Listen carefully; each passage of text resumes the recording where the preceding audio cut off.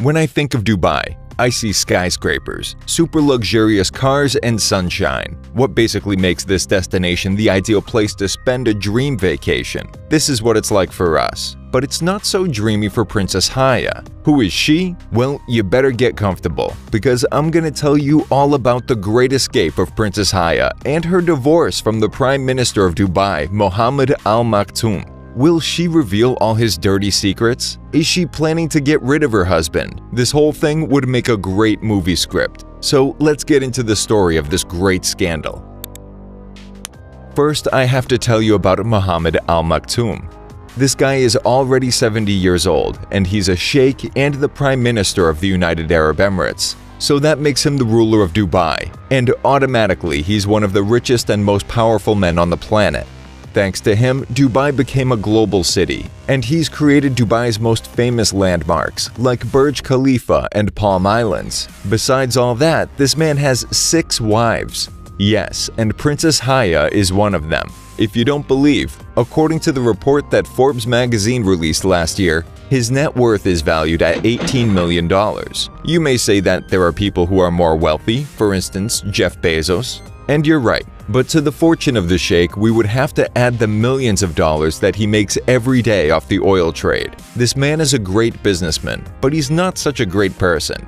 Why? Well, it's time to talk about one of the 30 children that Muhammad has conceived in his 70 years of life with his 6 wives. Let me tell you about his daughter, Shamsa Al Maktoum, who in the year 2000, at just 18 years old, tried to escape from the grip of her tyrannical father. I still haven't explained why Muhammad is so evil, so here you go. Well, the escape took place while Shamsa was on vacation in one of the mansions that her father has in the United Kingdom. After that, she stayed with her friends in an apartment in London.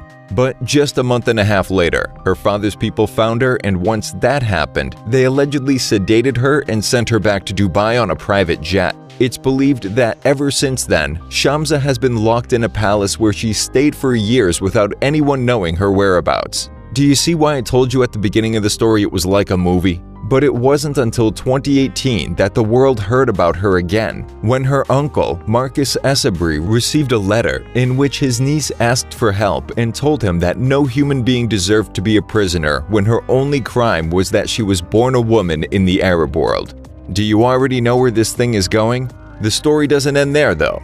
And it's that Latifa, another one of Muhammad's daughters, also tried to escape sometime after that. She did it when she was even younger than her sister because she was barely 16 years old. In her case, thanks to the help of the former French spy Hervé Jobert, Latifa managed to arrive by boat almost to the Indian border. But when they were about to land on the coast of Goa, they were stopped. In a video which she shared on social media in 2018, Latifa said that after being brutally beaten, she was sent to prison.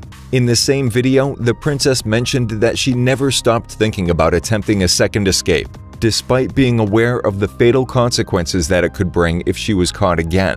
And this is what really happened. The princess tried to escape again, but she was caught and hasn't been seen since March 2018. As she said, her father was able to take the life of even his own daughter if his reputation and ego were in danger. Fortunately, thanks to her courage, the controversial and revealing video that Latifa shared caught the attention of governments and international human rights groups. But guess what? The Sheikh's 2 daughters aren't the only 2 women who tried to move as far away as possible from him. It's also one of his wives, Princess Haya bint al-Hussein, the daughter of the late King Hussein of Jordan. If you're thinking that this woman is the classic princess who married a prince and they just lived their royal life, nope, it's not like that. Haya, besides being beautiful, is also an educated and sophisticated woman.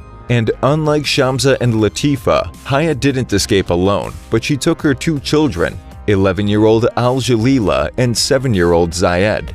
It's rumored that one of the reasons why she escaped was that she found out what happened to the missing daughters of her husband. I don't know how, but in May, the 45-year-old princess somehow found a way out of the golden cage, which was the palace she lived in.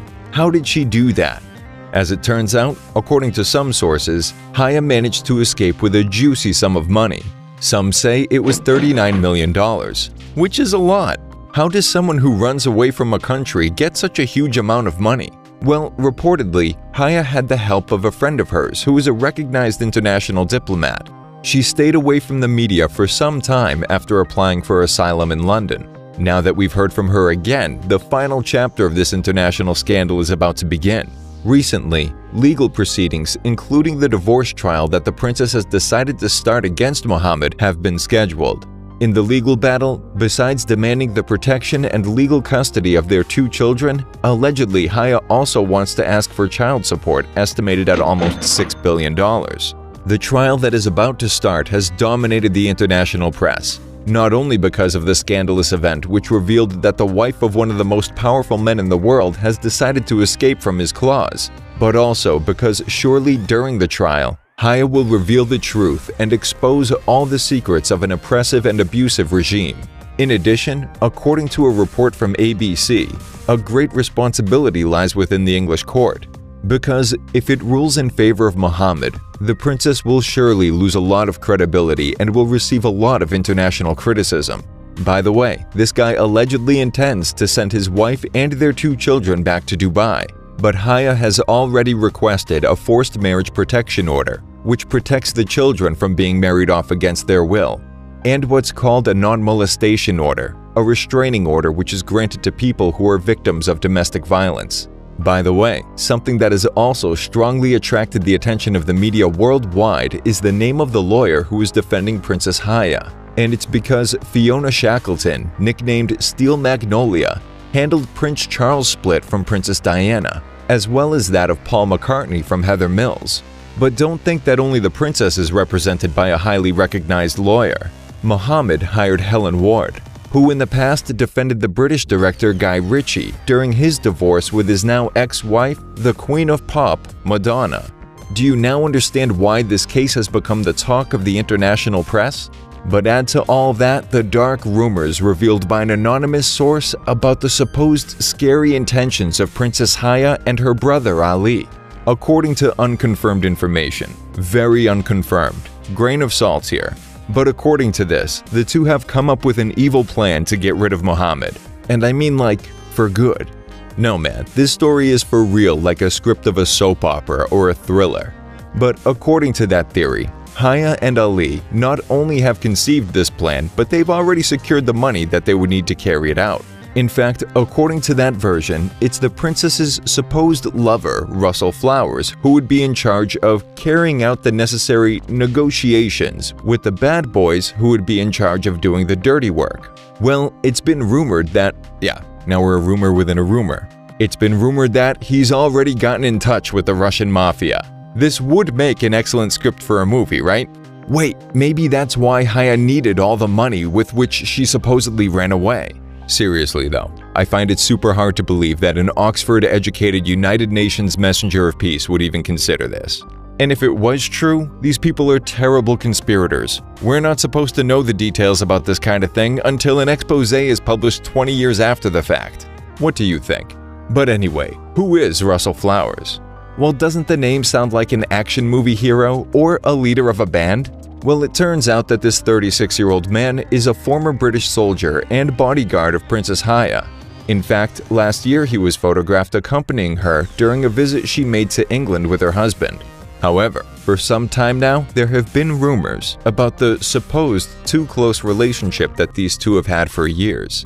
And it's been speculated that he's more than a bodyguard. For many, the romantic relationship Russell and Haya have is an open secret. However, not long ago he was questioned about it and was asked if he would be called to testify during the trial. He just said that he had absolutely nothing to say about it. And look, poor Mohammed is still writing poems to his 6th beloved wife. I say this because after Haya fled Dubai with her 2 kids, her husband decided to dedicate some words to the woman who made him father for who knows which time. Although the poem he wrote was far from romantic because he accused her of treason and betrayal. How nice. Anyway, we will have to wait and see how this real-life drama ends. For now, tell us what you think of the whole thing. Do you think that the rumors about the alleged relationship between Russell Flowers and Princess Haya are true? And if so, do you think they have really been planning to send Mohammed 6 feet under? What do you think happened to the Sheikh's daughters? Let me know what you think in the comments, and don't forget to subscribe to our channel to stay up to date with Curiosips. Until next time.